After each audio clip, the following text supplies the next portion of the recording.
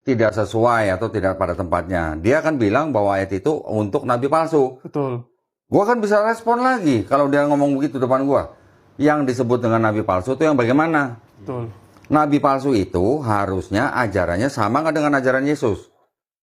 Kalau nabi palsu, Betul. kan beda dong. Harusnya beda semua. Sedangkan karena kita orang Islam, nabi kita adalah Nabi Muhammad SAW. Ada nggak ajaran Nabi Muhammad SAW yang beda dengan ajaran Nabi Isa AS atau Yesus dalam Bible dah? Ada yang beda nggak? Disunat iya, puasa iya, doanya sujud iya, terus nggak makan babi iya, mati dikafanin, akikah, baptis atau mandi junub. Beda nggak ajaran Nabi Muhammad SAW dengan ajaran Yesus dalam Bible? Atau apa yang dilakukan kedua nabi ini?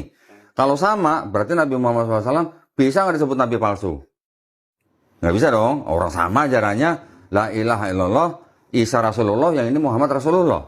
Ya. Yang ini Adonai Eloheinu Adonai Ehad, yang di sini Kul huwallahu ahad, kan sama.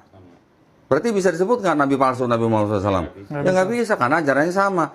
Tapi kalau kita lihat ajarannya Nabi Paulus atau Rasul Paulus, sama nggak dengan Yesus ajarannya? Beda. Paulus ngajarin dosa waris, Yesus nggak pernah ngajarin dosa waris. Yesus bilang tidak pernah membatalkan hukum Taurat. Paulus bilang Yesus yang mati sebagai manusia itu sudah membatalkan hukum Taurat. Berarti kalau begini Paulus memfitnah Yesus nggak? Betul.